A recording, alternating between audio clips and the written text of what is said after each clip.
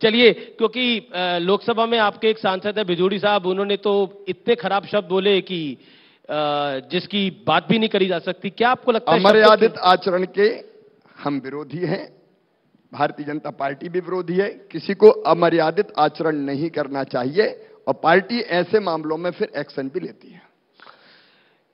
इन दिनों ये जो इंडिया अलायंस है, ये सनातन के खिलाफ बहुत कुछ बोल रहा है। मेरे पास बड़े सारे बयान हैं, मैं सब आपको पढ़ के सुना सकता हूं, लेकिन ऐसा नहीं है कि ये कहीं तमिलनाडु में बोला जा रहा है या कर्नाटक में प्रियांक खड़गे बोल रहे हैं या फिर स्टालिन के बेटे बोल रहे हैं। ये कश्मीर से लेकर कन्याकुमारी तक है। क्यों है, किस लिए है, क्या कहना चाहते हैं आप? ये मुझे बहुत दुख है ये कहते हुए कि सनातन धर्म जो आज से नहीं है, ना जिसका आदि था ना अंत है, अनंत काल से जो बना हुआ है, एकम सद विपरा बहुधा वदंती की जो बात करके सब विचारों का आदर करता है, वो है सनातन धर्म।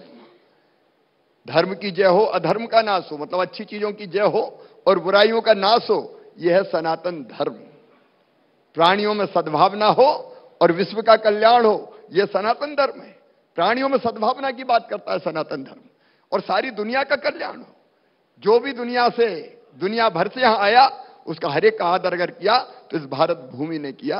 ये वो धरती है जो केवल अपने कल्याण की कामना नहीं करती। सर्वे भवन्तु सुखिनः सर्वे सन्तु निरामया सर्वे भद्राणि पश्यन्तु मां कश्चित् दुःख भाग भवेद। जो मंगल कामना जिसके ऋषि करते हैं हजारों साल पहले से, सब सुखी हो, सब निरोग हो, सबका मंगल हो, सबका कल्याण हो, वो सनातन। आज उसको गालियां दी जा रही है, डेंगू और मलेरिया से तुलना की जा रही है। ये सनातन धर्म खत्म कर देना चाहिए। इस तरह की बातें की जा रही है, लेकिन मैं ऐसे लोगों को कहना चाहता हूं, शक आए, हूण आए, कुषाण आए, मुगल आए, हर एक ने सनातन को खत्म करने की कोशिश की। ये समाप्त हो गए, लेकिन सनातन कभी समाप्त नहीं हुआ और न कभी समाप्त होगा। लेकिन मुझे तकलीफ है, मैं मैडम सोनिया गांधी से जवाब चाहता हूं। सोनिया जी, जवाब देना चाहिए। क्या आप उदयनिधि के इस बयान से ताल्लुक रखती है? क्या वेणुगोपाल ने जो कहा है उससे आपका भी संबंध है?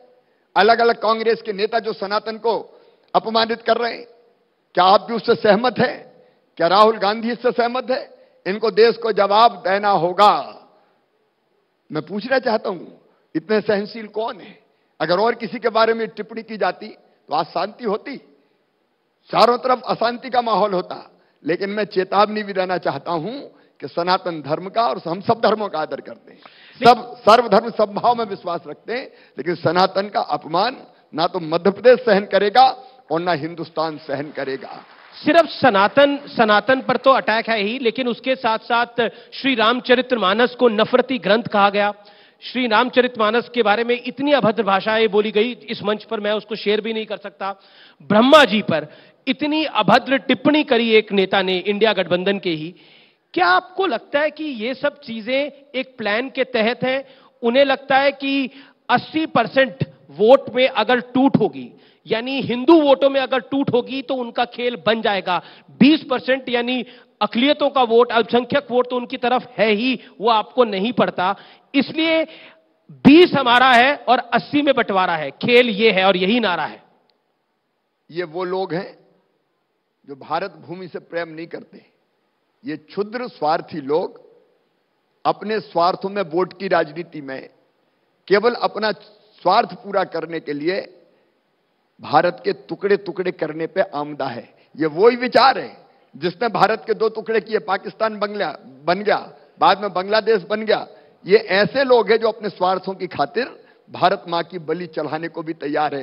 ये समाज के टुकड़े टुकड़े करना चाहते हैं, एक समाज को कई हिस्सों में बांटना चाहते हैं। ये अगड़े हैं, ये पिछड़े हैं, ये एससी हैं, ये एसटी है। षड्यंत्र केवल इतना नहीं है, षड्यंत्र यह है कि दुनिया के कुछ देश, कुछ लोग ऐसे हैं जो भारत को इस तेजी से बढ़ते हुए नहीं देखना चाहते। जैसा माननीय नरेंद्र मोदी जी के नेतृत्व में एक नए भारत का उदय हुआ है, तो भारत को अंदर से ही कमजोर कर दो, इसलिए भारत को कई भागों में बांट दो।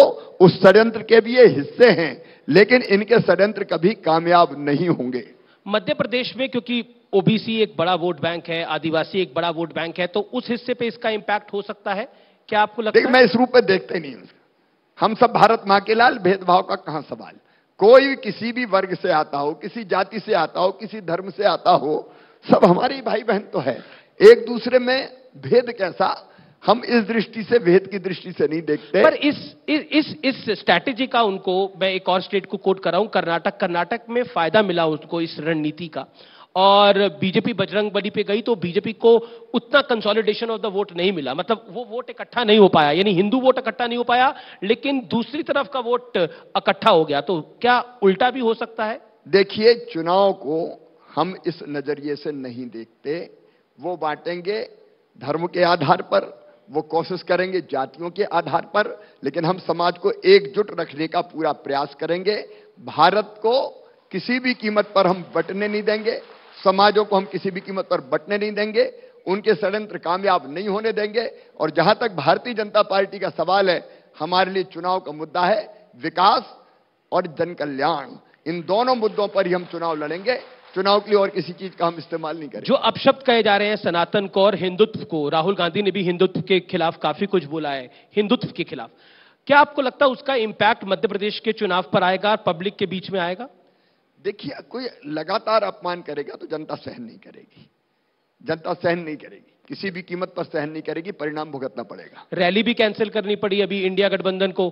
यहां लोग तैयारी कर रहे थे कि आ तो जाए सनातन का अपमान करने वाले। अब पता नहीं कहां से कमलनाथ जी को भनक लगी, तो इंडी गठबंधन की रैली होने के पहले ही खत्म हो गई और कमलनाथ जी ने घबरा कहा नहीं नहीं नहीं, कोई रैली नहीं है, जाओ दूसरी जगह करो।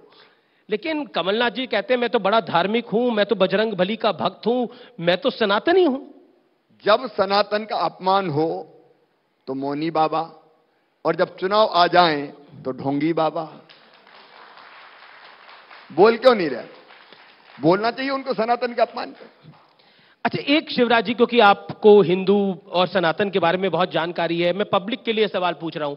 राहुल गांधी हिंदू और हिंदुत्व को बहुत अलग करके बताते हैं, आपकी राय क्या है? हिंदू और हिंदुत्व अलग है या एक ही है? मेरे सभी मैं श्रोता मित्रों से कहना चाहता हूं, देखिए, अनादिकाल से जब दुनिया के तथाकथित विकसित राष्ट्रों में सभ्यता के सूर्य का उदय नहीं हुआ था, तब हमारे देश में वेदों की ऋचाएं रच दी गई थी। हिंदुत्व कोई संकीर्ण नहीं है। आप हिंदुत्व की व्यापकता तो देखिए, सब विचारों का आदर करने वाला हिंदुत्व, साकार को मानने वाला हिंदू, साकार को नहीं मानने वाला आर्य समाजी, वो भी हिंदू, निराकार को मानने वाला। और हिंदुत्व की व्यापकता आप देखिए विचार की। एक हमारे यहां महर्षि चारवाक हुए, किसी ने कहा मूर्ति पूजा, ठीक है आप, किसी ने कहा मूर्ति में भगवान नहीं आ सकता, वो सृष्टि के कड़कड़ में, बोले आप भी ठीक है। लेकिन चारवाक ने कहा यावत जीवेत सुखम जीवेत घृतम पीवत ऋणम कृत्वा घृतम पीवेत भस्मीभूत देह से पुनर्जन्म को। तो जब तक जियो सुख से जियो, उधार लेके भी घी पियो। तो भारत ने सूली पे नहीं चढ़ाया, यावत जीवे सुखम जीवेत ऋणम कृत्वा घृतम पीवेत। तो लोगों ने भारत में यह कहा कि इसने एक विचार तो दिया है भाई, तो इसको भी महर्षि बोल दो। ये हिंदुत्व की महानता है, ये हिंदुत्व की विशालता है। मुंडे मुंडे मतिर भिन्ना। स्वामी विवेकानंद जी ने शिकागो में क्या कहा? उन्होंने यही तो कहा था कि जैसे अलग अलग नदियां आके समुद्र में मिल जाती है, वैसे हम किसी भी रास्ते जाएं अंततः पहुंचते हैं परमपिता परमात्मा तक। तो हिंदुत्व की विशालता सागर से भी गहरी है और हिमालय से भी ऊंचा है हिंदुत्व। आप